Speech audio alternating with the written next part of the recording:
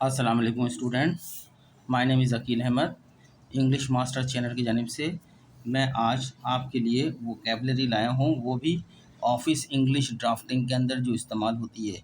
अब मैं ये पार्ट शुरू कर रहा हूँ। ऑफ़िस के अंदर इस्तेमाल होने वाले जो अल्फाज होते हैं उसको हम इंग्लिश में इस्तेमाल करते हैं। मैं ज़्यादातर दफ्तर में जो इस्तेमाल होने वाली इंग्लिश है वो आपके सामने लाऊँगा और बताऊँगा कि ये पार्ट्स ऑफ स्पीच के मुताबिक नाउन है, प्रोनाउन है, एडजेक्टिव है, एडवर्ब है, कंजक्शन है, प्रीपोजिशन है, ताकि आपको इसकी शनाख्त भी रहे।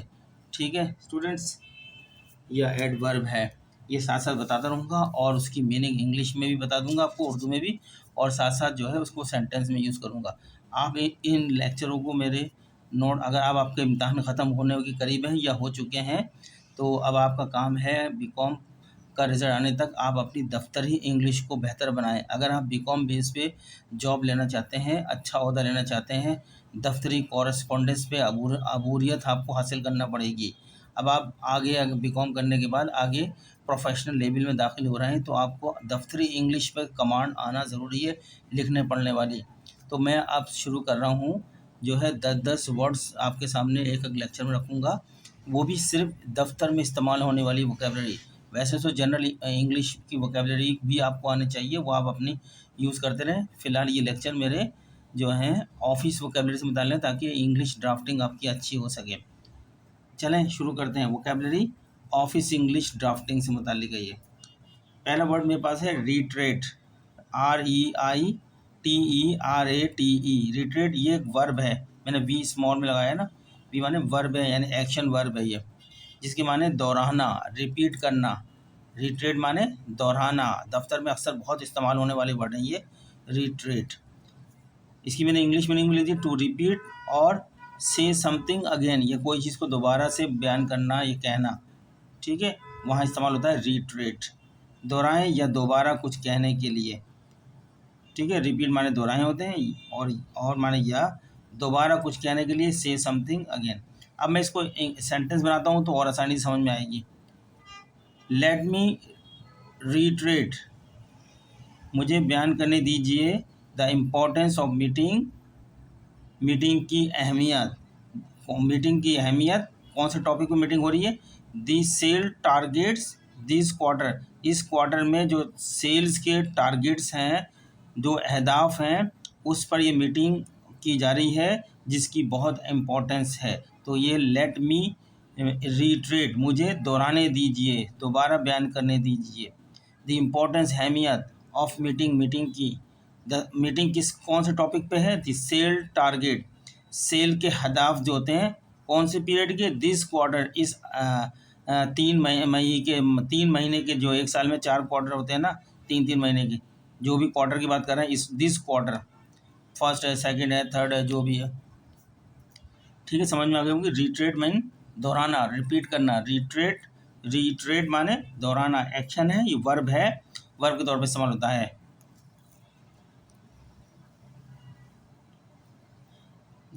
एक और वर्ड है ये, दफ्तरी कॉरेस्पॉन्डेंस में बहुत इस्तेमाल होता है, अक्सर किसी भी जगह की कॉरेस्पॉन्डेंस हो। नेसेसिटेट, नेसेसिटेट यानी किसी को चीज़ को लाजमी बनाना या ज़रूरी बनाना, ज़रूरी करना। ये भी एक वर्ब है, एक्शन वर्ब है, नेसेसिटेट।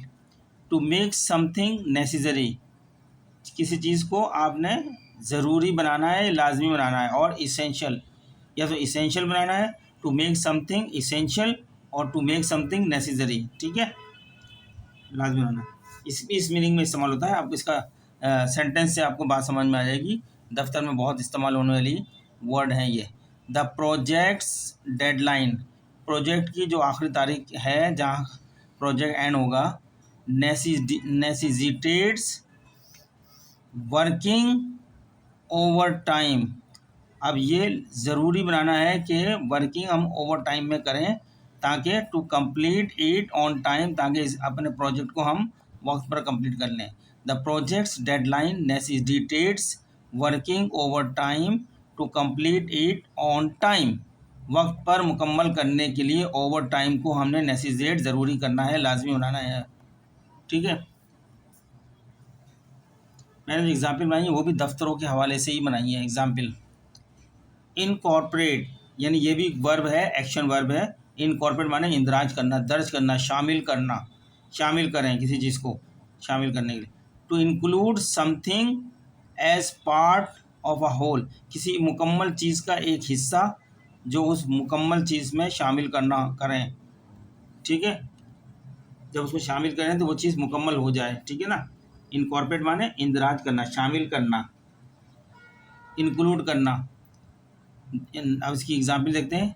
The new policy will incorporate the new policy will incorporate the changes discuss in the meeting, जो नई पॉलिसी है उसमें शामिल करेंगे जो मीटिंग के अंदर डिस्कस हुआ है, जो चेंजेस के बारे में मीटिंग में डिस्कस हुआ है, उन तब्दीलियों को नई पॉलिसी के अंदर हम इनकॉर्पोरेट यानी शामिल करेंगे। चलें नेक्स्ट देखते हैं। हैंसफोर्थ बहुत कॉरेस्पॉन्डेंस इस्तेमाल होता है आपको, यानी अब से, कोई काम जैसा मैं कहता हूँ अब से शुरू करते हैं। हैंसफोर्थ का लफ्ज़ बहुत आपको इंग्लिश कॉरेस्पॉन्डेंस मिलेगा दफ्तरी हवाले से, ऑफिस कॉरेस्पॉन्डेंस के अंदर, जिसके माने फ्रॉम नाउ यानी अब से, ऑन कोई टाइम फिक्स कर देंगे ऑन करके आगे।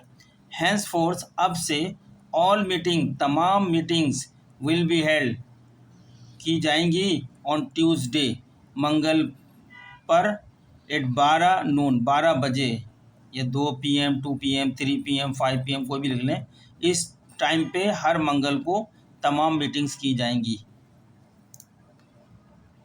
ठीक है। हैंसफोर्थ अब से, पहले से क्या था लेकिन अब से की बात हो रही है। ये भी बहुत बड़ा इस्तेमाल होता है। फैसिलिटेट यानी आसान बनाना, ईजी करना किसी चीज़ को, ऐसी चीज़ लाना जिससे कोई काम आसान हो जाए, उसको बोलते हैं फैसिलिटेट करें इसको, facilitate. To make something easier, इस चीज़ को आसान बना देना, या मोर कन्वीनियंट बहुत और आसान कर देना। इसकी एग्जाम्पल है the new software will facilitate, नया सॉफ्टवेयर आसान बना देगा डेटा एंट्री को, एंड रिड्यूस करेगा एरर्स, और गलतियों को कम कर देगा। नया न्यू सॉफ्टवेयर जो है विल फैसिलिटेट करेगा, आसानी करेगा डेटा एंट्री को, एंड रिड्यूस एरर्स, और एरर्स को भी रिड्यूस कर देगा। चलें एक्सपीडाइट, ये भी दफ्तर में बहुत इस्तेमाल होता है। आप दफ्तर की कॉरेस्पॉन्डेंस को पढ़ेंगे तो 3 लेटर पढ़ेंगे तो 2 लेटर में ज़रूर एक आधा लेटर आएगा एक्सपीडाइट। इसके माने जल्दी करो, जब कोई चीज़ का जवाब नहीं आ रहा होता या कोई चीज़ का रिज़ल्ट नहीं आ रहा था तो हमें लेटर लिखते हैं, एक्सपीडाइट का बड़ा सवाल कहते हैं। जो आपको इंस्ट्रक्शन दी गई हैं वो जल्दी उसको हल करें, एक्सपीडाइट द मैटर, फिर मामले को जल्दी करें, ठीक है ना। टू स्पीड अप, इसका मतलब है ये वर्ब है, एक्सपीडाइट भी वर्ब था, एक्शन वर्ब था, और इसके मतलब है इंग्लिश में टू स्पीड अप या हरी समथिंग, किसी चीज़ को जल्दी करो, जल्दी करने के माने में एक्सपीडाइट का लफ्ज़ आता है। इसको मैंने एग्जाम्पल बनाई है, please expedite the shipping process, बराए मेहरबानी शिपिंग प्रोसेस को तेज़ करें। टू मीट दी डेडलाइन, ताकि जो वक्त है उसके अंदर मुकम्मल हो जाए, मीट करें मुकम्मल करना, मीट माने पूरा हो जाए, ताकि डेडलाइन के अंदर पूरा हो जाए। प्लीज़ एक्सपीडाइट, तेज़ करें द शिपिंग प्रोसेस को, टू मीट यानी भेजने का प्रोसेस जो होता है, टू मीट द डेडलाइन, ताकि जो उसकी डेडलाइन है उसमें मुकम्मल हो जाए, वो जो उसकी तारीख दी गई है अपनी तारीख में हो जाएगा। डिस्क्रिपेंसी, DISCREPANCY, ए लगाया ANCY। डिस्क्रिपेंसी जो है ये भी एक नाउन है, इसका मतलब तफरीक यानी फ़र्क होना दो चीज़ों, अ डिफरेंस फ़र्क, और इनकन्सिस्टेंसी कोई चीज़ रुक रुक के वक्फे से हो रही हो तो इनकन्सिस्टेंसी होती है। कंसिस्टेंसी माने लगातार होता है, इनकन्सिस्टेंसी वक्फे से रुक रुक के। सेंटेंस में अगले we identified a discrepancy in the inventory report, हमने दरियाफ्त कर लिया है इन्वेंट्री रिपोर्ट में जो फ़र्क आ रहा है, and are investigating the cause, वजह की हम तहकीक कर रहे हैं, ठीक है। कॉमेंसूरेट यानी कॉमेंसूरेट के माने ये एडजेक्टिव है, के मुताबिक नहीं होता, किसी चीज़ के मुताबिक। कॉमेंसूरेट बहुत इस्तेमाल होता है अक्सर, ये कॉरेस्पॉन्डेंट में आपको COMMENENSURAT। आपसे कहा हूँ आप लोग इसको हिज मैं 10-10 करके दे रहा हूँ तो आपको याद हो सकते हैं, 10-10 वर्डों को याद करते जाएं, दफ्तरी कॉरेस्पॉन्डेंस पे आपको महारत हो जाएगी। एक साथ बहुत सारे वर्ड याद करना मुश्किल होते हैं। 10-10 वर्ड आप रोज़ के रोज़ जैसे मेरे लेक्चर आते रहे उससे पहले पहले आप याद करते जाएँ। इसके माने कॉरेस्पॉन्डिंग इन साइज़, कॉरेस्पॉन्डिंग माने के मुताबिक, इन साइज़ के मुताबिक होना चाहिए, अमाउंट यानी रकूम के मुताबिक चाहिए या डिग्री के मुताबिक, साइज़ रकूम या डिग्री के मुताबिक। ये इसके कॉमेंसुरेट के मतलब है, जो कि एडजेक्टिव के तौर पे इस्तेमाल होती है। आपको पता है एडजेक्टिव किसी नाउन से पहले लगाई जाती है, नाउन की खुसूसियत को बयान कर रही होती है या उसकी क्वालिटीज़ को या खुसूसियत को उसमें। अब सेंटेंस देख लेते हैं। The salary increase was commensurate with the employees experience and qualification. तनख्वाह जो इजाफा होती है वो के मुताबिक, कॉमेंसुरेट में के मुताबिक होती है with the employees experience, employee मुलाजमों के तजर्बे और उनकी तालीमात के मुताबिक उनकी तनख्वाह बढ़ती है। कॉमेंसुरेट के मुताबिक बढ़ती है या उनकी मुनासबत से बढ़ती है, ये कह सकते हैं। ऑथोराइजेशन माने इजाज़त या इख्तियार, ऑथोराइजेशन माने इजाज़त या इख्तियार। ये एक नाउन है, नाम है ये, इजाज़त इख्तियार। द पावर यानी इख्तियार होता है या राइट हक, टू डू समथिंग कुछ करने का हक या इख्तियार को हम ऑथोराइजेशन कहते हैं। कुछ हमें अगर इख्तियार मिला है करने के लिए तो ऑथोराइजेशन है हमारे पास, कुछ हमें राइट मिले हैं कुछ करने के लिए तो हमारे पास ऑथोराइजेशन है, ठीक है ना। प्लीज़ प्रोवाइड ऑथोराइजेशन, बराए मेहरबानी इजाज़त फराम की जाए। For the purchase before proceeding, अब कार्रवाई करने से पहले पहले परचेज़ करने की इजाज़त दी जाए, यानी परचेज़ की कार्रवाई, ये सेल वगैरह जो हो रही है वो प्रोसीड शुरू हो रही है। हम कोई चीज़ करने जाएँ तो प्रोसीडिंग होती है ना, हम जैसे परचेज़ की बागयानी शुरू करें लेने के लिए तो वो प्रोसीडिंग हो जाएगी, तो लिहाजा हमें वो काम करने से पहले इजाज़त दी जाए, परचेज़ करने के लिए इजाज़त दी जाए। चलें जो आज का आखिरी वर्ड है, 10वां वर्ड है अकॉर्डिंगली। बहुत आपने इस्तेमाल देखा हर जगह, ऑफिस कॉरेस्पॉन्डेंट के अलावा हर जगह इस्तेमाल होता है के मुताबिक, ये इसके मुताबिक या के मुताबिक। In a way that is appropriate और सूटेबल, जो भी मुनासिब हो या एप्रोप्रिएट हो उसके मुताबिक। The budget has been adjusted accordingly, budget को एडजस्ट कर दिया गया है अकॉर्डिंगली के मुताबिक, to reflect the changes in revenue, यानी जो आमदनी में तब्दीलियाँ हुई हैं उन तब्दीलियों के मुताबिक बजट को जो है एडजस्ट कर दिया गया है तब्दीलियों के मुताबिक।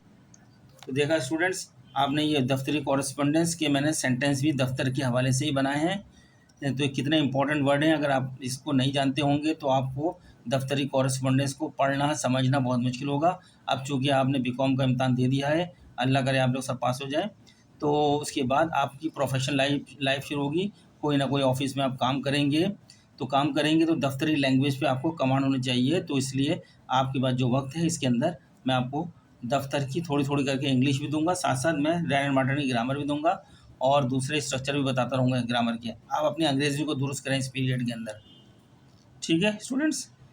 मैं तो यहाँ पे देता रहूँगा लेकिन मैं साथ साथ दूसरी अपने कोर्स का काम भी करता रहूँगा, लेकिन आप लोगों के लिए थोड़ा थोड़ा ये भी वर्क देता रहूँगा। तो स्टूडेंट चलते हैं, आपसे वही रिक्वेस्ट हमारी है, हमारे इस चैनल को सब्सक्राइब करें, लाइक करें, हमें कमेंट्स करें और इसको दूसरे लोगों को भी शेयर करें ताकि चैनल ग्रो करे, तो सब स्टूडेंट का भला होता रहे ये टाइम पे। और ज़्यादा से ज़्यादा इसके अंदर हमारा डेटा आ जाएगा, हम जैसे लेक्चर दे देंगे एक वक्त आएगा बहुत डेटा होगा इसके अंदर, हर स्टूडेंट के लिए हर क्लास के लिए आसानी हो जाएगी। एकदम सारा आ नहीं सकता, टाइम चाहिए हर एक के लिए, आहिस्ता आहिस्ता हम इसको कर देंगे, लेकिन इसमें आपका ताउन की बहुत ज़रूरत है। जैसे हमें अच्छा रेस्पॉन्स मिलता रहेगा हम भी इसमें आगे वर्क करते रहेंगे, ठीक है। मिलते हैं नेक्स्ट लेक्चर में, तब तक के लिए अल्लाह हाफिज़।